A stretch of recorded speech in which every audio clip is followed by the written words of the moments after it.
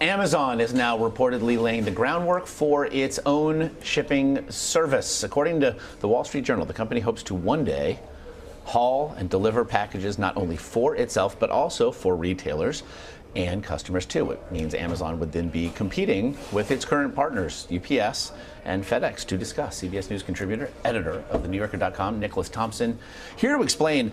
This is actually something that we've already touched on as the rise of Amazon really loomed on the horizon. It sounds like, for all the world, they're coming for you, UPS. They're coming for you, FedEx. Yeah, I don't think they want to put them out of business. And yet they would like to have them be sort of small, subservient partners to them. I mean, that's Amazon's ideal world, right? They would still like all the shipping capacity you can have. Right. They know that there is no future where we want our packages slower. We're always going to want our packages faster. The more people shipping, the better.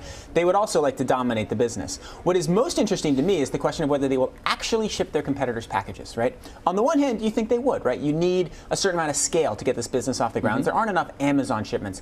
On the other hand, it's the day before Christmas. You have an Amazon box, you have a Walmart box. You're Jeff Bezos, you're driving the truck. Whose box are you going to deliver and whose are you going to kind of drop on the side of the road, right? Did that fall? It creates an incredibly interesting conflict of interest. Then it also creates another potential problem. Let's say Amazon does this. And let's say, like a lot of things, Amazon's really good at it. And it reduces Amazon's costs. Yeah. Then Amazon is even cheaper than all its competitors because it has a huge advantage in shipping. And then it closes off its shipping business to everybody else.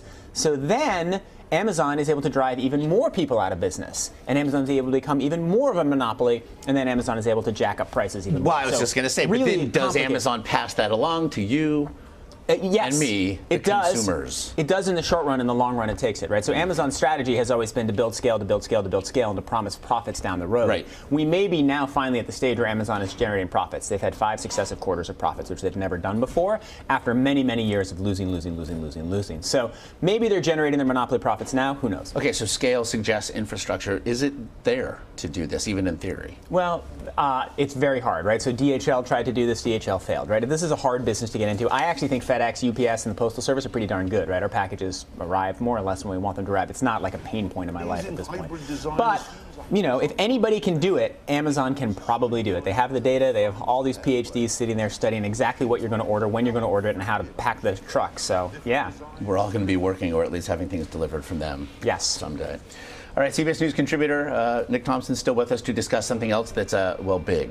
Facebook. Perhaps you've heard of it. Niche company. Next month, it is now launching a platform called Facebook at Work, made for businesses and those businesses' employees. We seem to be running into this place I like to think of as when we become nostalgic for things that have not yet happened.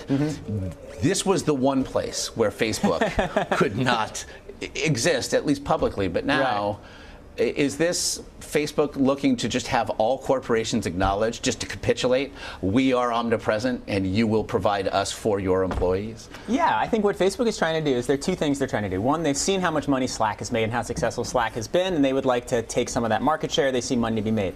Secondly, they know that the place where we waste the least amount of time on Facebook is work. And if they can make it appear kosher to have Facebook up on your screen when your boss walks in because you can pretend to be working, then that's great because you'll share more pictures and look at more ads. They don't have our attention at work to the degree they'd like. They'd like our attention 24 hours a day so they can sell us ads 24 hours a day. They don't have that. They only have it about 22 hours a day. So they're trying to sort of get in those last few hours where we're actually being productive. 120 minutes. They will be hours. We're coming for you. I mean, Facebook at Work it's almost an oxymoron, right? I mean, I was thinking about it. But it's the definition of it. I'm an employer. It's exactly that which I do not want you doing. Right, and this is why I think, in all seriousness, why I think it will fail, right? So Slack came in, what Facebook has to do is they don't have to convince you and me, they have to convince IT managers, right? They have to convince the people who choose what products the company will use that Facebook is the right product. If somebody came to me and said, hey Nick, we're thinking about moving the New Yorker from Slack or Asana to Facebook,